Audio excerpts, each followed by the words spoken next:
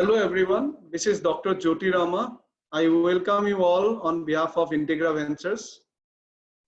A very good morning to all of you. It is a pleasure to host this very important session on what measures our healthcare facilities should adopt to cope with the challenges following the COVID-19 lockdown. Today, we have two very eminent resource personalities from the healthcare industry. Dr. Giridhar Gyani, Founder CEO of NABH, Director General of AHPI, Association of Healthcare Providers of India, and Convener of Central Task Force for COVID-19 Hospitals. And also we have Dr. Sanjeev Singh, who holds a PhD in Hospital Administration and Infection Control. He has authored a book on hospital infection control guidelines, principles and practices, and also has several international and national publications. He is currently serving as the Senior Medical Superintendent at Amrita Institute of Medical Sciences, Kochi. In this webinar, we are glad to welcome our respected patrons from different healthcare facilities across India. We are also joined by my colleague and partner, Mr. Sudipto Karmakar, who is a Senior Hospital Management Consultant and is based out of Kolkata. At the end of this seminar, we shall open this forum for an interactive session where our respected participants can post their queries and share their views. During the session, they can send in their queries or views in the comments section with their name and organization. Now, without taking much time, let's hear our eminent speakers. I would like to request Dr. Giridhar Gyani to share his insights. In the current pandemic situation, what strategies should be adopted by the healthcare facilities which are facing issues related to low occupancy, challenges in meeting their financial needs, and a scary environment leading to the reluctance of the healthcare caregivers in handling patients. Now I would like to request Dr. Giridhar Gyani to share his presentation. Thank you. Build capacity into the Indian health system through training, through other kind of means, and so that is the basic aim of HPI, advocacy and capacity building. Now, because today's topic, we are talking in time when COVID is the greatest worry of not only India, but the world over. Just to glance through this statistics, I'm sure all of you must be watching every day. We have crossed 4 million cases world over. 212 nations are affected. India's cases have gone up to 67,000. But the recovery is 30%. This is a very good sign. I think this is the best recovery rate I can say today we are able to have. The number of deaths is 2,200, which is again in a very good sign. No death is good sign, but the number of deaths, if you take it as from the number of positive cases, we are around 3%, and 43,000, 44,000 people have recovered. So I think in all, we are going in the right direction. The lockdown was done in the timely manner, but the now time has come that we have to start normal activity, maybe in a different fashion, and that is precisely we will be discussing.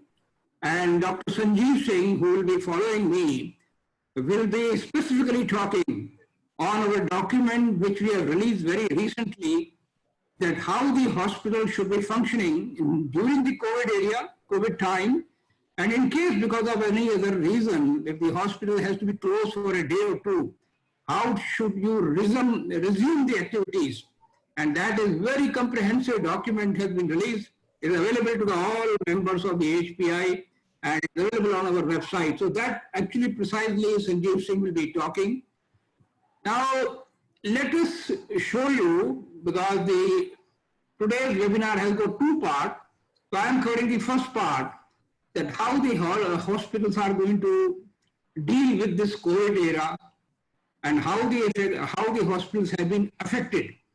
So just to show you small statistics, we have around 9 lakhs bed in the private sector, around 8 lakhs beds in the government sector, which you can say that 60% share of IPD beds and 85% share of tertiary care beds is with the private sector.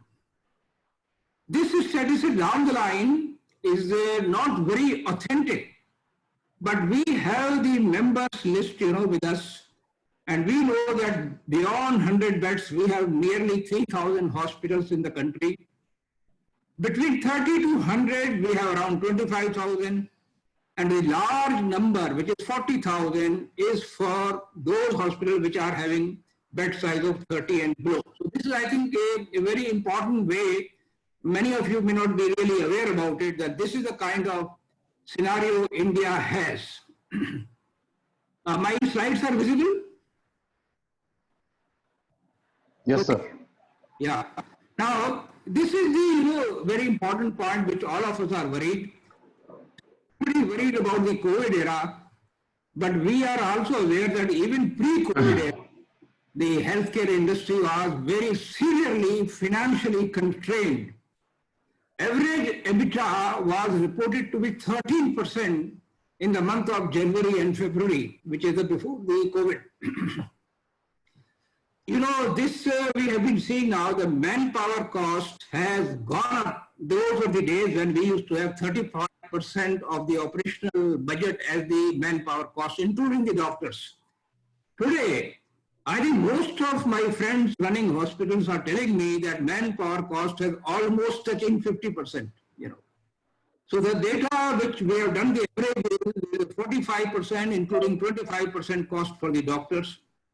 Material cost comes to around 25%, 17%. And that is what actually brings you that EBITDA at 13%, which is really not sufficient. If you have to sustain, and not only sustain, you have to expand the hospital, adding more facilities or technology, with a 13% EBITDA is going to be very difficult. One of the main reasons has been that the very poor margin coming from the government scheme, like Ayushman Bharat, CGHS, ECHS, ESI. On top of it, there is the huge outstanding from the government and the PSU and even the insurance company, which actually is restricting the cash flow to the hospital, which is so important for any running organization. So these are the areas which we have been facing till February before the COVID came. Now with the COVID coming, and because government also advised us not to undertake OPD, not to undertake elective surgeries, the patient footfall has come down to less than 20% in OPD and 30% in IPD. Again, I'm taking average. I'm told many hospitals show that even in the IPD it has been 20%. Some but show me even 35 to 40. So I think the average is 30%. The cash balance, when this slide was prepared, it was for the month of April, and it was told that cash balance is down to 30 days. So the issue was how the hospital will be running operations, how the salary will be paid. So this is where actually we are, and many hospitals, we may not say it in open, but many hospitals have cut down the emoluments of senior level of staff, including doctors, ranging from 20, 30, 40, even some of them have gone to the extent of cutting down to 50%. So this is a very tough time, I will say. The revenue, actually, if I show you here, this is based on the E&Y study done very recently, that if you take 100% base revenue with a 70% occupancy, and where the fixed cost will be contributing 50%, the EBITDA was coming 15%. But if you go to the occupancy of 35%, you will find the EBITDA will go down to minus. The EBITDA will remain zero, that means no profit, no loss, if you are operating occupancy of 50%. Again, this is a national average. We cannot apply across to the many hospitals.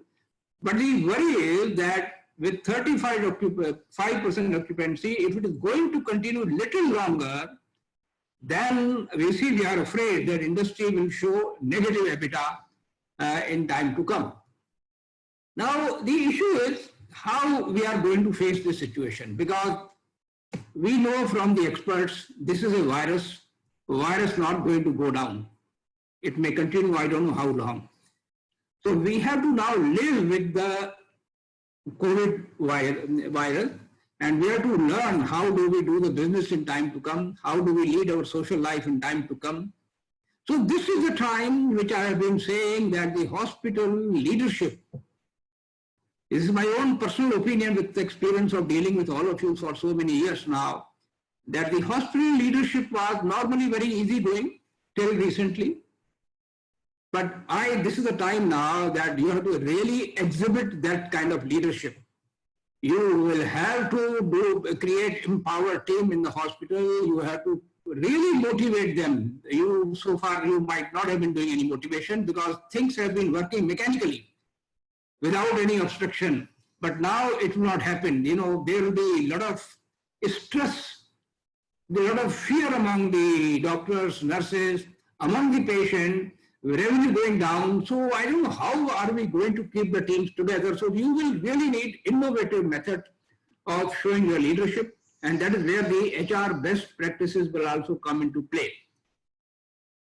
We have been talking about lean hospital, green hospital very casually, but now I think there will be no option. You will have to actually make the hospital lean, actually make the hospital green, and you have to virtually re-engineer the way you have been operating your businesses. And that is where actually we will be running very intense training programs on this very topic. Medical technology, again, we have been talking in bits and pieces. Now this will be the main driver. Even your marketing team will have to change the way they have been marketing the hospital. It will become now total digital. Teleconsultation, government has issued the guidelines. AHPI is also working on how do we provide you the uniform platform, the technology platform, which small clinics, OPD section of the hospital can actually use, which will be HIPAA compliant. So very soon we will come out to our members to provide you very good platform on this one.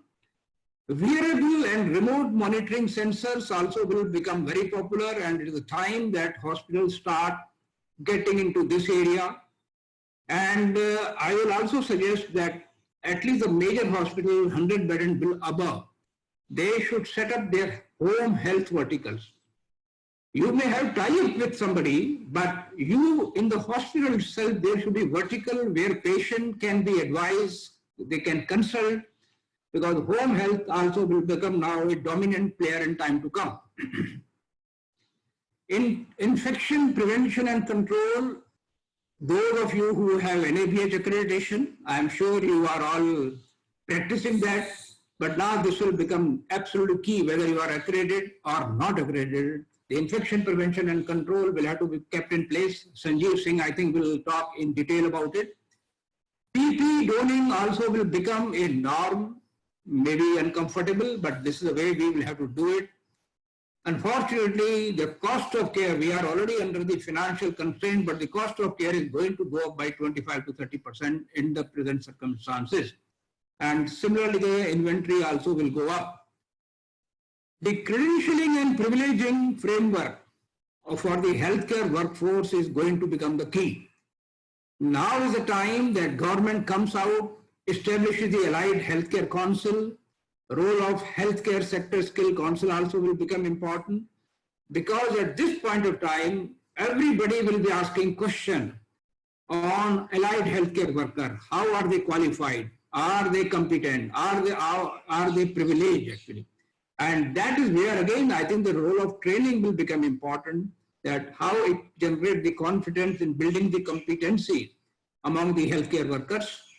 This is another, again, aspect which is being discussed very strongly among the government also, particularly those who are running the insurance scheme, that should they come out with a bundle payment to drive away the uncertainty and fear among the mind of the patient, that if they go for one particular procedure, this is going to be the total cost, no ifs and buts. So I think this is a subject to be debated long, but the government is thinking on this line. Nature and wellness will become the new mantra. That people during this time, if you ask me, from the cremation ground, the number of deaths have actually come down. This is because people are living in the fresh, good environment. There are no accident, no road accident, no violence, So that actually is going to be the learning now, that if you can do it for these 2 months of lockdown, can you do it the same thing in the time to come? But once the normal activities start, the environment will not be the same. So the issue is that hospital again will have to have maybe one section on nature and wellness, so that the people come. And that's where I'm saying that this is a good time. You have suffered a bit of negative image in the past few years. Now is the time that hospitals come in a new avatar, who actually can ensure to the population that we are here to look after the well-being of all of you. So I think these are the positive side of this, corona. Just few lines to tell you that AHPI was the convener of the industry task force to define the COVID hospital, and our recommendations were in total accepted by the government. AHPI was the first to take up the violence issue again arising after the burial issue of doctor in Tamil Nadu. And I'm very happy to tell you that Odisha came out with the martyr status to healthcare worker. And this was our line. Nobody else in the country gave this line. We only gave. And later on, of course, Government of India also came with the amendment to the Epidemic Act. CGHS, ECHS, IRDA, I think have come forward. We have been pursuing on this subject for long. I am told bulk of the money has been released. Similarly, the guidelines on resumption of services after lockdown has been released, which Sanjeev Singh will be talking after this talk. We are coming out with the guidelines on quality aspect of PPEs. It has been prepared. Maybe by tomorrow we will release this one. And finally, we have weekly networking with all our chapters. And from Wednesday onwards, coming Wednesday, we will include at least 5-6 conveners from the Northeast who will be participating in our weekly deliberation. So we really want to connect with the Northeast chapters in a big way, because this is very important. It has got my personal connection also. I have served in that area from 1990 to 93 when I set up the biomedical laboratory in the place of Guwahati. So I have very fond memory of the Northeast region, and I'll be very happy. AHPI will be very happy. And in fact, I had discussion with Dr. Alex, our president, and he is also very enthusiastic in launching a new initiative in the state of Northeast region, and Integra Venture will be our local partner for the training activity. Thank you very much. And now I hand over to Dr. Sanjeev Singh.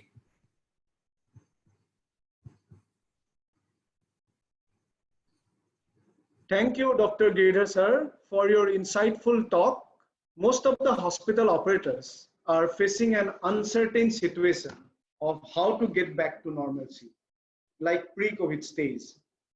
We have to move forward with confidence, but with some cautions and safety measures. Now I would like to request Dr. Sanjeev Singh to throw some light on what strategies the private hospitals will adopt post-COVID-19 lockdown to make the facilities a safe workplace for the healthcare workers. May I now request Dr. Sanjeev to share his presentation. Thank you.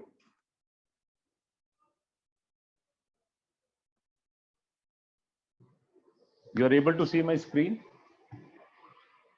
Yes, thank you very much. Thank you, Giridhar Gyani sir and Dr. Alex, and to connect us to Integra Ventures. And as Dr. Gyani said, we all are very fond of our Northeast states, and whatever possible we could do post-lockdown, I think we should be able to contribute. So this is the book which has been the guidance note, which has been recently released, and thanks to Dr. Gyani and Dr. Alex for championing it, and it is because of their leadership that this guidance note is now out in public, and this is the work which AHPI has done with the Public Health Foundation. So I'm going to cover a few of this, and it has been extensively covered in all the parameters about anatomy and physiology of the lockdown. So what is going to happen, because this is what everybody wants to know, what is going to happen after the lockdown. So in outpatient, screening is going to go as it is, and it should be more tough and more vigilant. Triage would be practiced. PPE, a surgical mask in the OP setting is good enough, except for emergency room and fever clinic, where these patients are going to come in, and they would be diverted to a specific areas. In emergency room, screening and triage. In IP, where there are COVID patients, there we need to use N95 and eye shields, plus physical distancing, hand hygiene, and surface disinfection goes in all locations.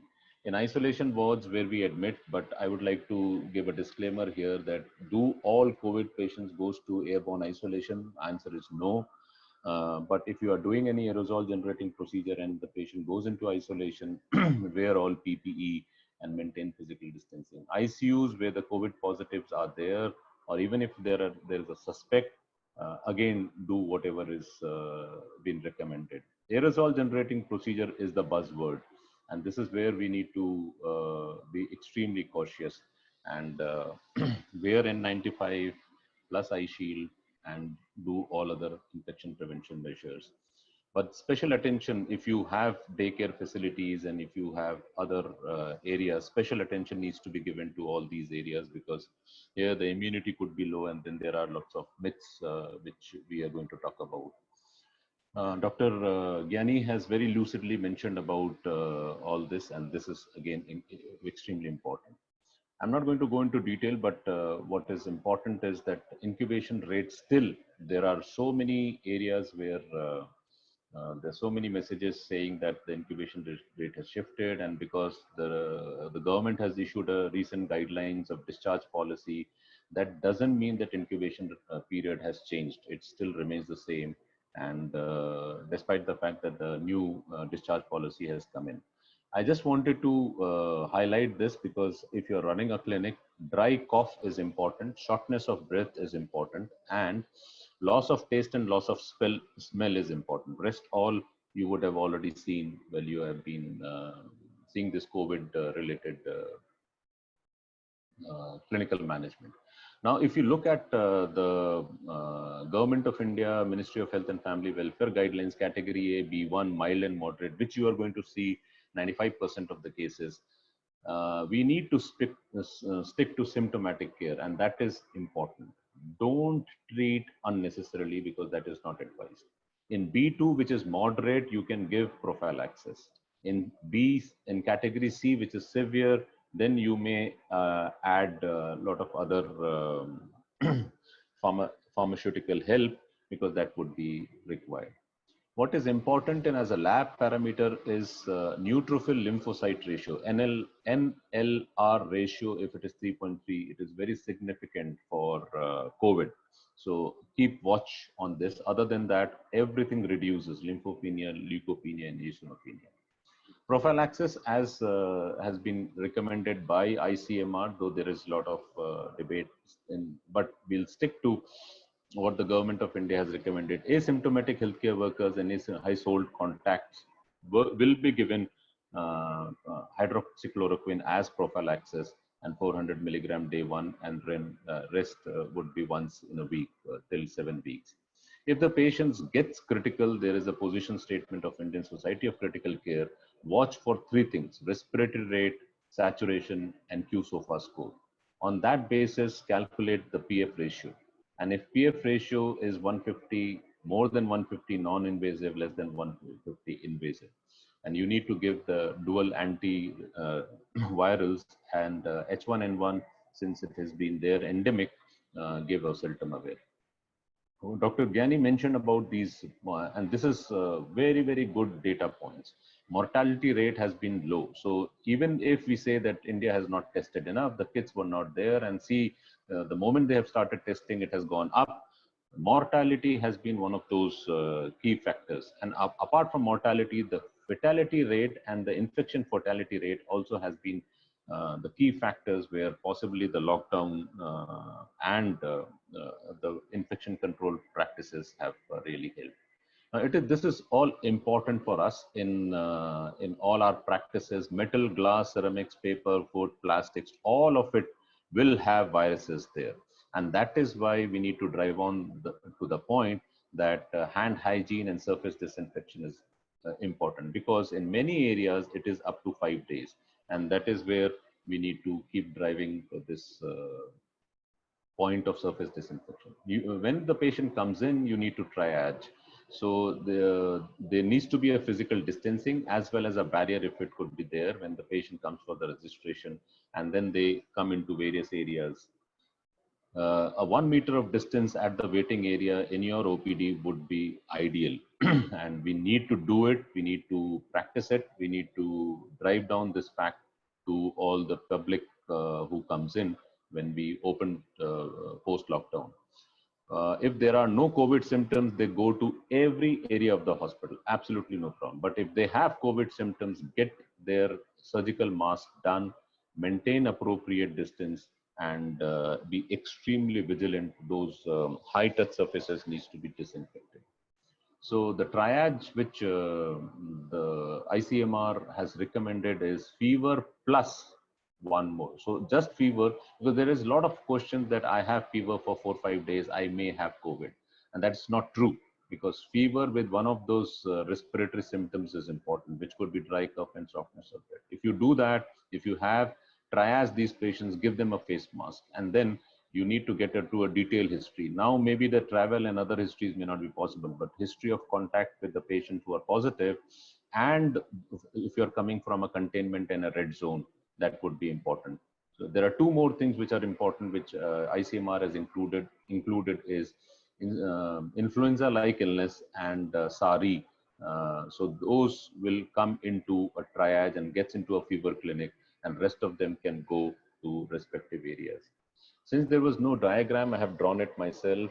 If the patient gets admitted, you need to don the PPE into only those where are suspected or COVID patients. There needs to be a window on either side. There needs to be a good exhaust. There needs to be a dedicated bathroom in that particular ward area. Once the doctors and the healthcare workers have seen in, they can doff in that area, but doffing again has to have a proper exhaust.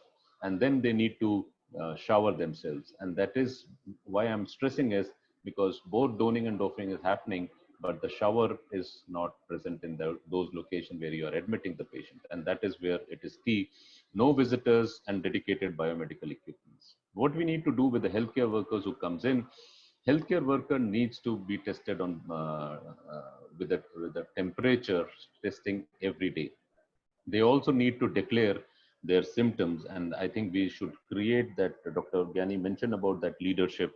We need to motivate them and create that impression that declaring their symptoms are important, and if required, do a physical examination of respiratory symptoms of the healthcare worker who comes in. Once the patients are triaged and the healthcare workers are also triaged, then there needs to be a complete understanding of protocol and information to the patient. What we need to do with respect to infection prevention and control, initial cases, they get admitted into either an isolation room. If aerosol generating procedure is there, we need to cohort. All positive cases can be cohorted with a 1 meter distance in one particular area. And then it could be, or suspects also could be cohorted, and all other gets into a non-infectious area. So everybody wearing a coverall level 2 PPE suit is not recommended. Emergency department is where we need to be extremely cautious. Since the patient comes in, either it is brought dead or it in a resuscitation mode or in having a lot of symptoms, they need to wear PPE, N95, coverall, and be extremely ready and prepared. And then if they can do a telephonic triage, that would be perfect. But emergency room is one area where you don't take any risk. In critical areas, use flexible air mask. Please keep monitoring oximetry, because that is what I had recommended, that respiratory rate, saturation, and Q-SOFA is those indicators to analyze the PF ratio. Stop nebulization, use inhalers and suppress the cough as much as possible. and use non-invasive techniques.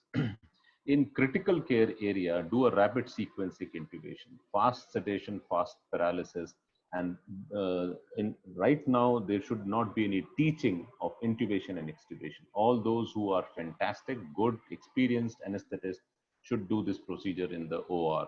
Suppress cough, reduce suctioning, and use dual HME or HEPA filters, one at the tracheal end and another at the ventilator end. So that would be critical. PPE for all COVID patients, we need to don everything here, but to reduce the cost, it is non-sterile gloves and shoe covers. Still, being responsible to transmit COVID is not proven, and that is what WHO has recommended. No shoe cover is also good enough. If it is an aerosol generating procedure, only then there is an N95 mask and a goggle or an eye shield. Again, non-sterile gloves and no shoe cover is good enough.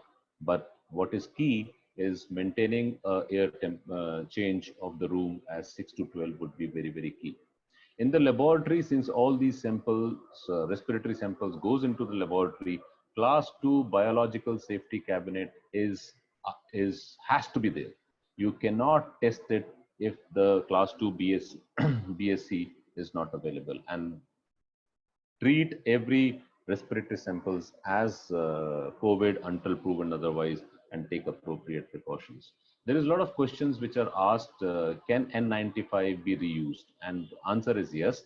You can either hang or dry. You can use hydrogen peroxide wafers, and ASP has recommended it, and Steroid has given a guidance note, and you can use UVC rays as well. So hanging and drying, so you use it on day 1 and day 5 is good enough. You can reuse, can the cloth can be reused? And the answer is again yes. A dual layer which is used as a mask for all those who don't have mask, or if there is a deficiency of these inventory, you can use it, or public, you can advise the public to use. Why I'm showing this? Because everybody knows it, but unfortunately we don't practice it. So donning is perfect. While doffing every PPE you remove, you have to wash hand. You remove your gown from dirtier to cleaner side. So dirty is the gown, you remove, wash hands. Then you remove your mask, wash hands. Then you remove your gloves, wash hands. Then you remove your shoe cover, wash hands. Then you remove your eye shield, wash hands, because there is where the virus would be entangled and then you would be a source of transmission. So how many PPE suits which I need to adhere to? If it is a suspect case, 3 to 6 PPE suit. And if it is a severe confirmed case, there has to be a 15 to 20 PPE suits. And that is where, as Dr. Gyani was mentioning, cost is going up, and it may go up, but this is what would be helpful for you to calculate the inventory.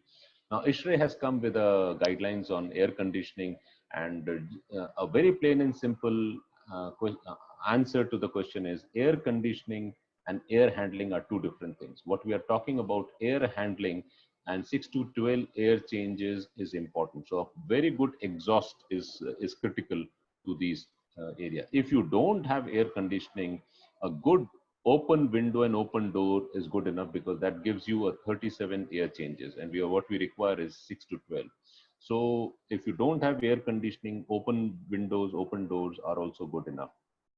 In clinical areas, I just wanted to cover is because there's again so many questions which are asked. Hey, we want to test everybody when we take them for surgery. If it is emergent, do that. If it is non-emergent, it is symptom-based screening. And that's what the American College of Surgery people have also said. And that is where we need to stick. And we need not test everybody with an RT-PCR, saying that we should do standard of care, because that is not standard of care. Now for anesthesia, we have already covered, but coughing, longer shifts. So if people come in, negative pressure operation theaters is an overkill. We have tried that at our institute at Amrita, but we realized that a positive pressure operation theater is good enough. When we are doing an intubation and extubation, there should be just one person in the theater, and then the rest of the team comes in after 20 to 30 minutes, and that is good enough. when you're doing an endoscopy procedure, because it is aerosol generating, it is high risk, wear those PPE, which is important. But if it is they're asymptomatic, then it is not required. Bronchoscopy, if you can avoid doing bronchoscopy, because again it is aerosol generating at a very high risk, avoid it for next 28 days if the symptom is positive. But what would be critical is, if there are 4 or 5 bronchoscopy patients, club them and do it on a one go, because that would be important. Labor and delivery, there are so many instances where the patients have come in who are positive, and then we send them to another COVID hospital or a government hospital. We should not do that, because that's inhuman. Because labor and delivery, the virus has not been seen in breast milk as well as amniotic fluid, and it is not aerosol generating, and we can go and do the cesarean as well as the normal delivery. And that's the recommendation for American College of College of Obs-and-Gynae. What is extremely important is keep educating the patients on all of this. A lot of people have asked, what do we do when we go back home? Wash your linen. And how do we wash it?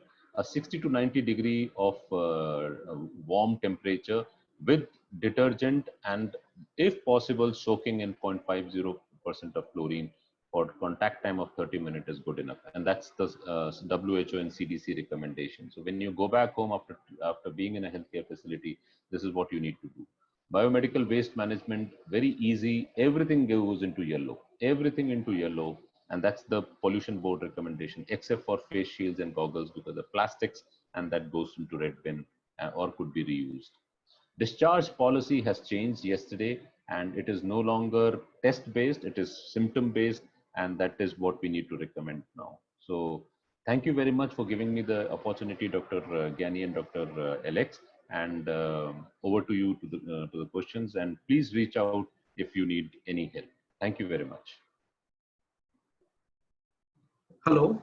Thank you, Dr. Sanjeev, for sharing your insights, which I am sure will be very helpful for our healthcare providers at this challenging time. Here, before we take up some queries, I would like to quickly inform our participants about an initiative being taken for capacity building of healthcare professionals. And during this pandemic time, it is all more important. So I'll just take you through few slides to give you an overview of the training programs that we are going to start in Eastern Northeast India in association with Association of Healthcare Providers of India. So we are very glad to inform about the collaboration with AHPI as a technical support partner with a view to bridge the gap of trained and qualified manpower resources in healthcare sector.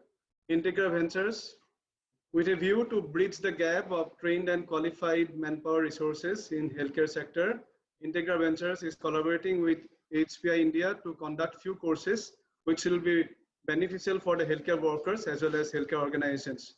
These courses are being already imparted across India by HPI, and we are trying to impart this training in Northeast India and some other eastern states. So as Dr. Giridhar Gyani sir has already mentioned about AHPI, it represents the majority of healthcare providers in India. It is a not-for-profit organization. It advocates with the government, regulatory bodies, and other stakeholders on issues which have bearing on enabling its member organizations to deliver appropriate healthcare services to community at large. It functions through an empowered secretariat which facilitates the member organizations in improving their systems, processes, and outcomes on continuous basis in line with the vision, mission, and objective of the association. About Integra Ventures, it's a healthcare projects and consulting firm, and we operate from offices across India. And we are working in 4 different verticals. One is healthcare facility development, as you know, from conceptualization till commissioning of facilities, management consulting, public health, and under training and capacity building, we would like to impart this training in Northeast India.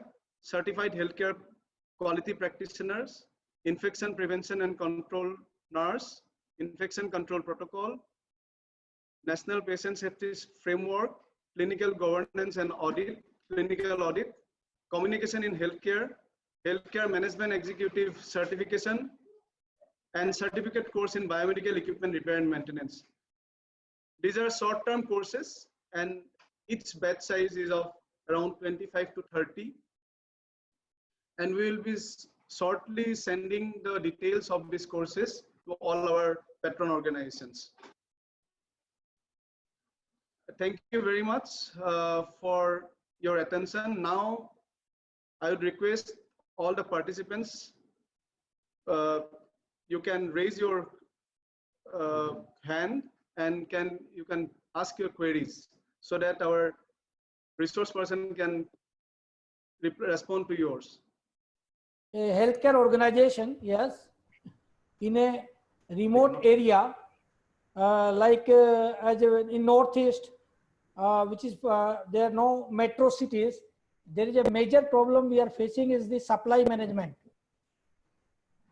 And because the nearest place we can get is Kolkata, and there is a crisis of supplies, and it is increasing day by day, as because the stock of last 3 months does not exist anymore. Yeah. Okay. Okay. Actually, there is a empowered group on the supplies. Hello. And we will take up this case for the Northeastern region. Okay. But if you can let us know which are the specific supplies which you like us to prioritize, we will. Please send us your specific supplies which you need. Sir, we definitely got the help from the initiation taken by CII and the NABH. We got the PPEs. Yeah. Day-to-day medicines are nowadays having a problem. Okay. Because main supply comes from Calcutta and their wholesale market is closed. So whatever was available in Siliguri is now gradually depleting. Oh. Yeah, this is but still I think there is and pharmacy and drugs, there is a special arrangement made by the government to airlift all the supplies. So I think I will check up with the empowered group and find out why this problem is coming in the Northeast region. You give me 1 or 2 days, I'll come back to you. Thank you, sir. Thank you. Hello. Yeah, hello. Yes. Yeah. My question is to Dr. Sanjeev as well as Dr. Gyani. Sir, we talked about, social distancing to be maintained in the hospitals once we open to OPD services and all. But what about small nursing homes or maybe hospitals which are not having much space in their OPD waiting area and all, but still they have a good footfall of patients? So what measures or technological help they can, adopt to ensure that social distancing is maintained? Yeah, Sanjeev. So I think the best is to do teleconsultation as much as possible, which definitely could be a paid consultation as well, because there is nothing else which you would be able to do if the space is limited. So, and if at all they need to come in and there needs to be a systemic examination post recommendation of your prescription, then the public needs to be educated to maintain social distancing, because as we have seen that asymptomatic patients also, asymptomatic people also would be having the virus and may not have, and they could shed it and may not have the symptoms. So we need to be completely watchful of that. Please take special precautions for anybody who's above 65.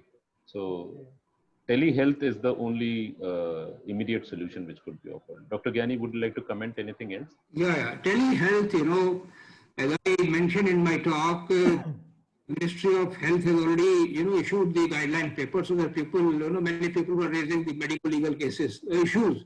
But that has been sorted out by the government. And the technical platform, which should be HIPAA compliant, should be used by the doctors. And we are going to provide you details of such platform in a day or two, which can be used.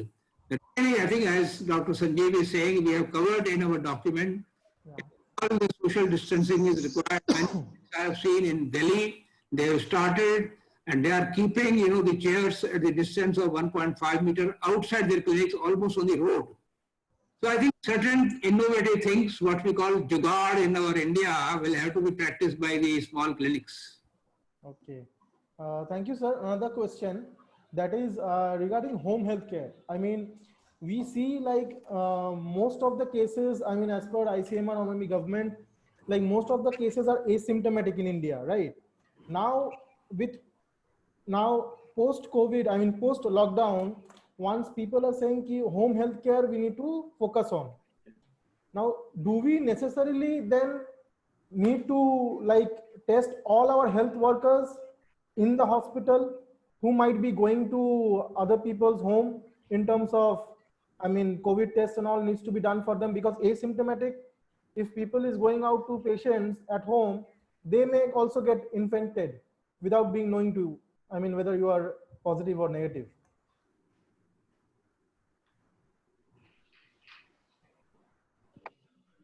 After Dr. Gyani. Sir, you would like to? Yeah, Sanjeev can start. Yeah. Okay. So basically, I think it is not like asymptomatic cases will have virus, so everybody needs to be tested. That is why it is just not this. There is hand hygiene. There is physical distancing. There is wearing of mask. It could be cloth or triple layer mask, and environmental disinfection. So we should not always say that it is asymptomatic will also have it. So let's test everybody. Now, if there are 60 lakh healthcare workers, you cannot test all of them because we don't have that kind of kit.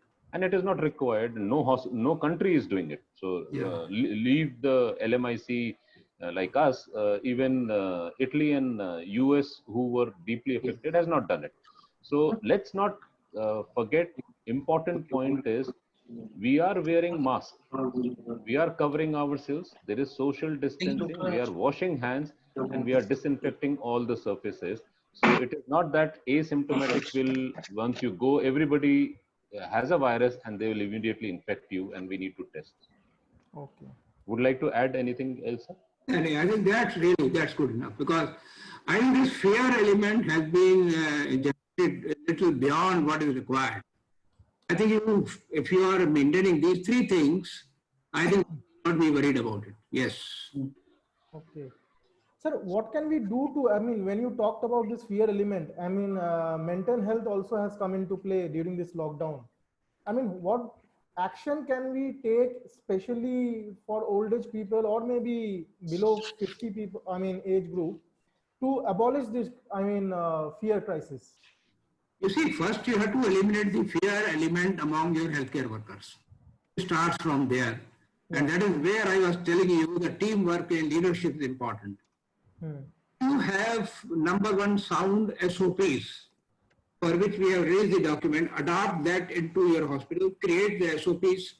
If these SOPs are discussed with the each HOD, nurses and the healthcare workers sitting together, first conference building will start from there, that we have everything in place, we have right PPE, right infection control practices.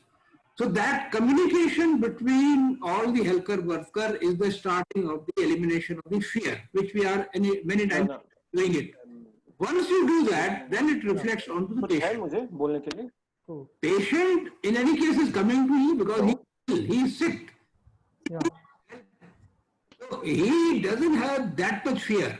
He has only that fear that while going to hospital, I should not get the infection, because now also people are talking that it is not the patient passing on the infection, it is the other way around. The hospital are saying is passing on the infection to the people.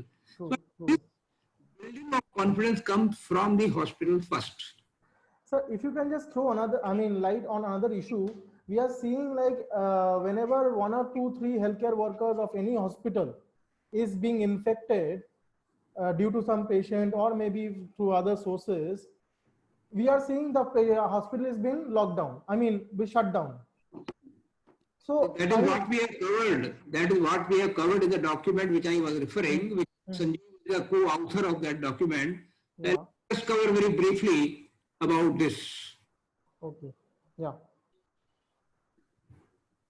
Hello. I mean, yeah, Plus, I think Dr. Gyani and Dr. Alex have reached out to the Principal Secretary Health of Government of India, and they have issued a letter because that is improper to close down the healthcare facility. They are there for everybody and not just just 3 or 5 healthcare workers were tested positive. And then post that, Dr. Preeti Sutan has also issued a guideline that it need not be done. India is a big country with 700 plus districts and district magistrates, so it may not be adhered everywhere, but that is now being followed very extensively. okay. Thank you, sir. Sir, I would like to put a point. Basically, the concept of virtual visitors. Visitors are one of the most frequented people in the hospital setup. So, can we reduce this traffic by having some kind of like the virtual? I mean, they can get the know. They get to understand about the situation of their kins through some virtual medium, because their visit is basically increasing the load on the hospital. So I think when they come for any kind of consultation, whether OP, IP, it is good that they take an appointment and they inform. When they are informing, it would be very, very important that your call center or people, help desk people, inform them to come with minimal visitors. So that is, I think, very important. If just in case, if they still don't listen and they come with the visitors should not be allowed within the healthcare facility. The patient should go in from department to department, because we need to adhere to those norms of keeping the main population low. And then telehealth, Dr. Gyani had already mentioned, if we can provide that. Plus, if it is in a critical care facility, and then you need to also speak to the bystanders or to the attendant. As you rightly mentioned, a virtual consultation. Now, many laptops have a camera, and then they can switch it on and do a WhatsApp or a Skype call with the visitors, and that should be what should be promoted. Absolutely. Thank you, sir. So that has to be promoted to reduce the traffic in the hospital. Dr. Vijay is there, our partner from Bangalore. Would you like to share something, Vijay? Yeah, Jyoti, few things. Just wanted to ask on a clinical front. So infrastructure-wise, the small nursing homes who are fighting to survive, that is, who are 15 beds, 20 beds, or 25 beds, is there a possibility that still we can take up both infected and non-infected cases or suspected cases, still trying to segregate the infrastructure? Yeah, definitely. I think you should, because it is not post-lockdown 17th of May scenario is going to change. It is going to be there for another 4 to 6 months, definitely. So, and you cannot be not taking these patients, because you don't know. There would be suspect who would be coming in. So you should, but please adhere to your state guideline, because like in a state of Kerala where I belong to, the government is taking up all suspect and positive cases. So except for critical care patients who come to the private as COVID positive or suspect. So please adhere to your state government guidelines. Like in state of Delhi, they have allowed private hospitals also to see these patients and admit. So please go ahead and admit, because this scenario 17th May is not going to change. You will be seeing a lot of these patients till the end of the year. Thank you, sir. I think Dr. Ashok Khandelwal sir, is trying to put a point on reuse of coverall or gowns. Yeah, so even so it may not be just limited to N95. Even a coverall, if your inventory is less and you would like to reuse, please go ahead and reuse. The recommendation up till now by Nebraska Medicine Group and interim guidance of CDC is for 5 times, and but it needs to be disinfected in a hypochlorite solution. So coverall should be disinfected in 0.05% hypochlorite solution with a contact time of 30 minutes and can be reused, and the number of reuse is 5. Mr. Arun Prakash has a query. Can you just unmute him? Mr. Arun Prakash, you can please speak.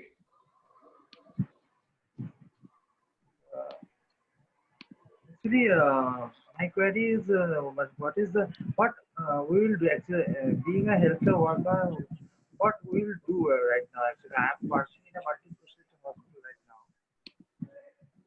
Sorry, Mr. Prakash, we can't hear you properly.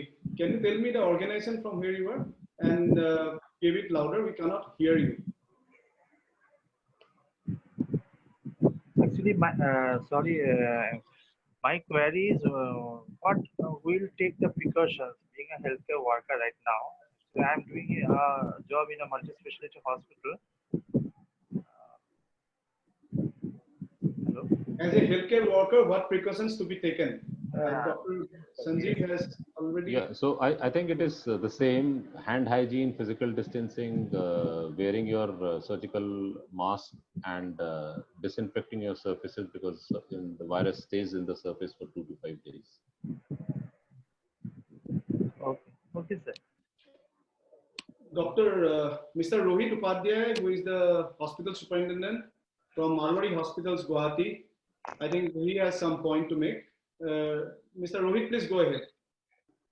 Yeah, good afternoon, sir. Regarding this sustainability, as you say, that healthcare cost will go up by 25 to 30%. Now, during this financial crunch in the entire country, the people paying capacity will also be not that much. We are a charitable organization. How do you? Earlier we had around 60-70% occupancy. Now we are around 25 to 30% occupancy. How do you suggest us how to overcome this? Because this situation will go, as you say, 3 to 6 months or maybe up to this year end also. How we can survive on this financial aspect? To throw some light on that, sir. Dr. Giridhar, sir, if you would like to take up this query. First thing, I will invite you to our 1.5 hour digital, conference, which we are doing on 14th at 4 o'clock. This actually, there is a specific talk on for a smaller hospital. What should they need to do? Number one, to cut down the expenses, and number two, what additional activities they can bring into their hospitals, which can, supplement their income. So this is one which we are doing on 14th. I will be sending you the link. Jyoti can circulate among all of you. Otherwise, as I mentioned in my talk briefly, that overall aspect is, certain expenses have to be cut down. We will be telling you in that seminar how material cost you can come down, how you can segregate the manpower and bring them in the different terms, cut down the cost. Certain salary cut also will have to be done maybe for 2 months, 3 months, with understanding that as and when the EBITDA comes more than 0, they can be compensated. So I think all these steps, we have generated a small 2-page paper which will be showing you on 14th. Otherwise, I think in short, actually each establishment will have to find its own typical way, but overall guidance will give you in that 1.5 hour talk. Sanjeev, you have some idea, a little bit extra for a smaller? No, I think what you said is very relevant, sir, because yes, you have to work on manpower, you have to work on your inventory, you have to yes, work on the human capital. There would be huge investment. Your point is very relevant. The paying capacity is also less, and the cost is also going up. So it's a very ironical situation, but what Dr. Gyani said is very relevant. Please join on 14th. Thank you, sir. I'll do that. Yeah, thank you very much for your response, sir. And we have another, and I think we can close this after this query. Mr. Duble, can you just unmute him? Mr. Naresh Duble.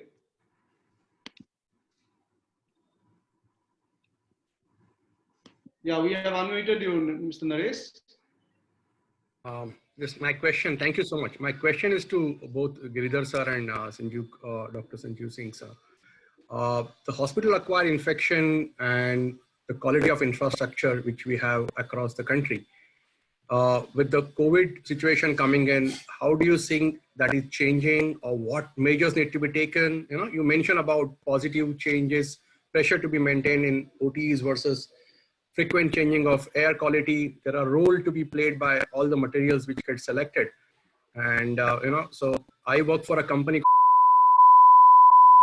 healthcare facilities, and I've been speaking in various conferences also about need of proper acoustics, hygiene, and infection control as part of the way we select material for different application. How do you see that changing, sir? See, Dr. Sanjeev Singh is one among the few doctors who has done the PhD in the infection control. Let me do that. So I think he being there, Great. Only should answer this question. And one more aspect I want to tell that maybe at 1:15 I will log off because I have another webinar to join at 1:30. So please, Sanjeev. Yeah, I think your question is very relevant. We should not just right now stop at COVID and concentrate on COVID. There are other healthcare associated infection, and that is why negative pressure operation theaters are not recommended. It's an overkill because you have to take care of other infections. You have to take care of surgical site infection, which is also very relevant. And when the hospitals open and you have surgeries, you will have to take care. So to answer to your question, I think the basic guidelines would remain the same. So ISHRE, what they have given for air conditioning is also very, very relevant, and we should not restrict ourselves to COVID. The selection of the material, whatever material you select, it needs to be good for disinfection, and those disinfection, environment disinfection, material disinfection has to be like when you bring in any stuff right now at home, you are running washing it under the running water as well as using a soap water solution. Why? Because the lipid envelope of the COVID gets dissolved with the soap. So the one is COVID, second is the healthcare associated infection. The material selection and environment, air conditioning, your facility design, engineering would remain as it is. And I think we should be also looking at a larger picture and not just get zoomed with just COVID.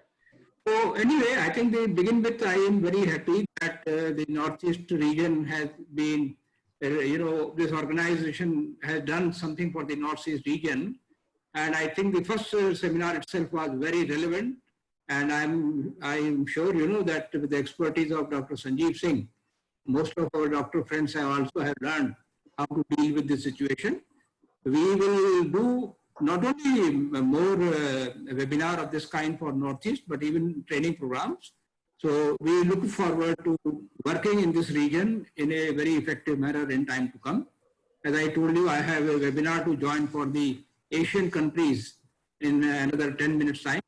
So I will take leave, and hopefully we will meet again. Thank you very much. Thank you, Dr. Giridhar Gyani sir and Dr. Sanjeev Singh sir for your precious time. And we hope to meet again and discuss on these pertinent issues in the future. Thank you all the participants for your time. Thank you very much.